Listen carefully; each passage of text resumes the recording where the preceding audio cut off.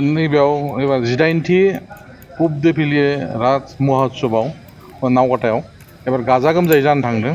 बे गाजा गोमजायाव एबार आगोलनिस्राय एबार मेहेर गोनांसिन जागोन आरो बेवहाय जों गोबां बायदिसिना इन्सट्रुमेन्ट बा बायदिसिना दिन्थिफुंनाय एबार लाबोदों। जेरै आगोलाव जेरै जायोमोन बिनिसाय मोजां जागोन एबार।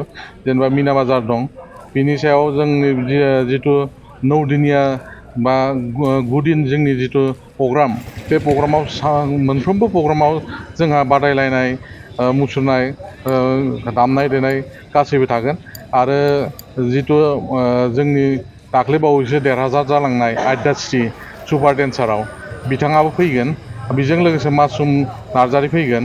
आरो बेबायदिनो जों जेरै दाख्लै बावैसो जोंनि आसामनिफ्राय मोनसे गिदिर सम्पद रुंसारि जालांनाय बिथां जुबिन गार्गनि माखासे जों बे माबा लाखिदों, प्रग्राम लाखिदों। बेजों लोब्बा लाखिनानै माखासे अनुस्थानबो जाबावगोन।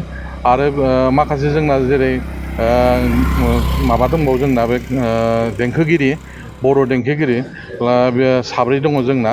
बे गलापी नार्जारी आरो जयपुर ब्रह्म, बे 7 जोंहा बर' देंखोगिरि दङ। आरो एसामिस देंखोगिरि जिथु जुबिननि रुबारब गान खनो, बिथांनि रुबाव सासे दङ।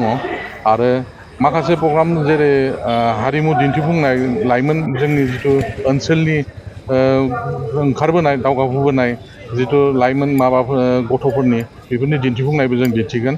लोगोसे जों एबार एसे आलादायै दिन्थिनो नायदों, जिथु जों जेरावबो नुफेराखै 3D एनिमेसन बा 3D हल'ग्राम होननाय मोनसे बुस्थु थायो। बिनि गेजेरजों जों माखासे जोंनि इसोरनि माखासे नुथाय बेखौ जों नुनो मोनगोन बेवहाय इउनिक हिसाबै। ओमफ्राय माखासे आरो जोंना बे आलासि थाबावगोन। बे आलासिफोरनि मेहेर गोनां बायदिसिना दिन्थिफुंनाय थागोन।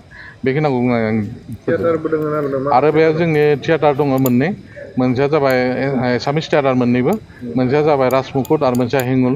मोननैबो गोजौ थाखोनि थियेटार। आरो बियो मोनसेया राजमुकुटआ 6निफ्राय 7 थारिख आरो मोनसेया जाबाय 9निफ्राय 10 थारिख। आरो गासिबो रायजो राजाखौ बेखौनो खावलायो आं, फै खेबसे नायफै, लैहोर फैनानै जोंनाव मा जादों आरो माखासे साजेसनफोर जाहाथे होयो, उननि फैगोन बोसोरफ्राव जों मोजाङै बानायनो हायो। बेखौनो आसा खालामनानै आं बिबुंथि